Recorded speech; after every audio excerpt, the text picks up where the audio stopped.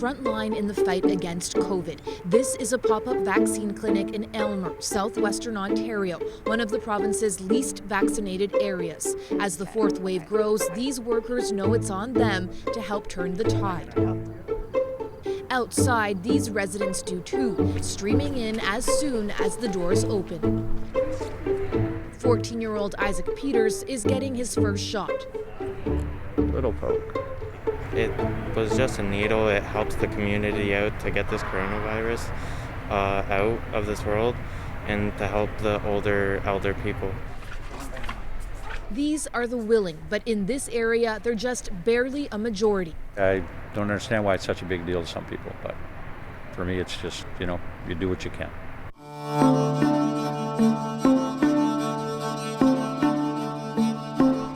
Aylmer is a town of 7,500, nestled amid lush farmland deeply rooted in religion.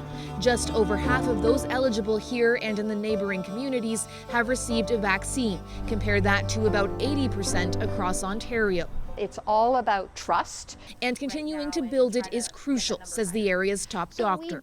Stigmatizing doesn't help, judgment doesn't help. Support and education and reaching people where they're at does help. But those messages are struggling to get through.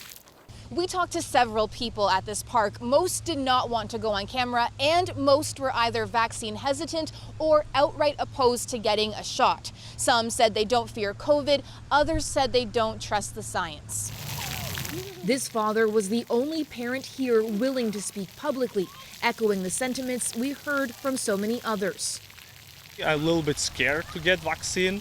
If you look the internet, it's like 50-50 people says like we have to get, and another 50% says like we don't because it makes worse. So have you seen the statistics about how effective the vaccines are for reducing hospitalization and death? I didn't see that like exactly the numbers, but I heard it was cases the people get vaccine and they had some problem, and I'm not sure if it's fake or true. Welcome home. Aylmer has been a flashpoint throughout the pandemic.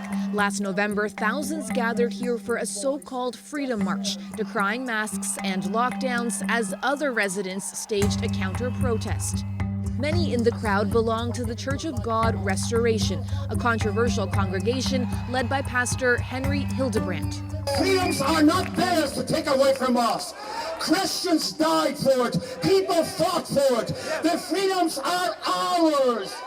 Hildebrandt has repeatedly broken public health restrictions, opening the doors of his church even when it was prohibited, railing against governments and mainstream science. He's a divisive voice in the town, but one with hundreds of followers. Do you take pride in this area being one of the least vaccinated in Ontario? It's not about pride. It's not about pride. It's about saving lives.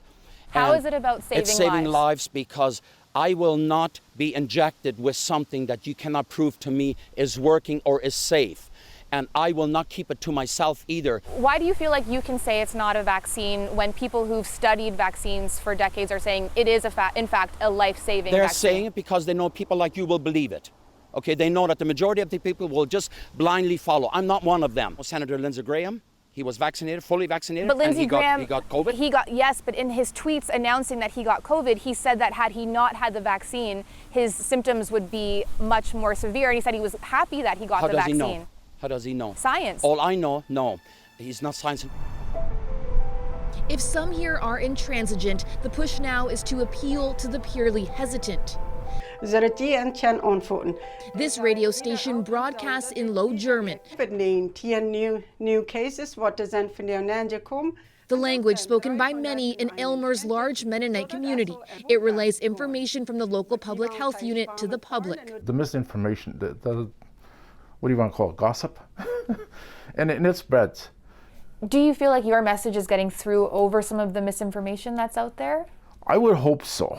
I think it's hard to measure, but I would really hope that people would, some of these testaments that we're relaying that they would speak to that. Some community leaders have even broadcast their own vaccination experiences, trying to make it less daunting for others. Abe Harms is one of them. I always feel that this is the most effective is when we say what we've done. I'm one of the leaders in our Mennonite community, and I got both shots. So there are a lot of us that did. And so how do you try to appeal to those people in your community who are hesitant? Well, we're going to continue to do what we've done, stay with a consistent message, a message that is always in line with public health. And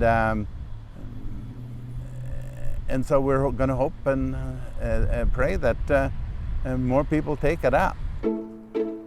A hope fueled by those deciding just now to get their shot. Ellen Morrow, CBC News, Aylmer, Ontario.